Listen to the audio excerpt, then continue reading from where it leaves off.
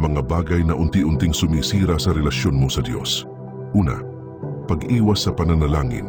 Kapag bihira ka ng manalangin, unti-unting lumalayo ang puso mo sa Diyos. Ang panalangin ay hininga ng kaluluwa. Kapag ito'y naputol, nawawala rin ang buhay ng pananampalataya. Pangalawa, sekretong kasalanan. Ang mga kasalanang tinatago ay parang apoy na unti-unting lumalamon sa loob mo. Habang patuloy mong itinatago, mas lalo kang kinakain ng hiya at guilt at mas nahihirapan kang maranasan ang kapatawaran ng Diyos. Pangatlo, palaging pagkukumpara. Kapag palagi mong tinitingnan ang kung anong meron ng iba, nawawala ang pasasalamat mo sa kung anong ibinigay sa iyo ng Diyos.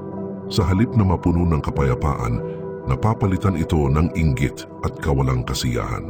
Pang-apat, pagmamataas o pride. Ang pusong mataas ang tingin sa sarili ay saradong pinto para sa biyaya ng Diyos. Kapag akala mo kaya mo lahat ng walang tulong niya, doon ka nagsisimulang bumagsak ng hindi mo namamalayan. Panglima, pagpili ng kaginhawaan kaysa sa katotohanan. Kapag mas pinipili mong maging komportable kaysa sumunod sa tama, unti-unting napapatay ang apoy ng pananampalataya.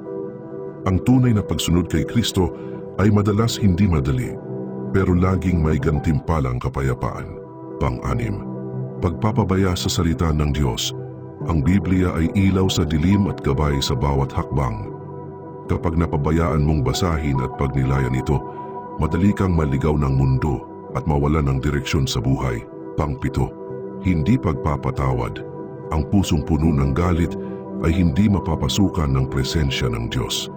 Habang pinipili mong hindi magpatawad, ikaw din ang nakakulong sa sakit at hindi mararanasan ang kalayaan sa kanyang pag-ibig.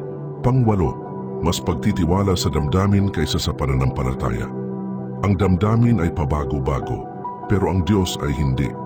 Kapag pinairal mo ang emosyon kaysa sa pananampalataya, madali kang matinag. Manampalataya ka kahit hindi mo maramdaman, dahil tapat ang Diyos kahit tahimik siya.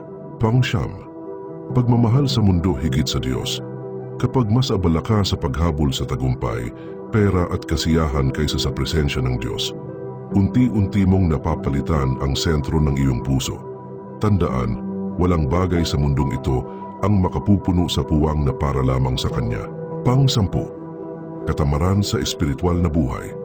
Kapag tinatamad kang manalangin, magbasa ng Biblia o sumamba, unti-unting nanlalamig ang apoy ng pananampalataya.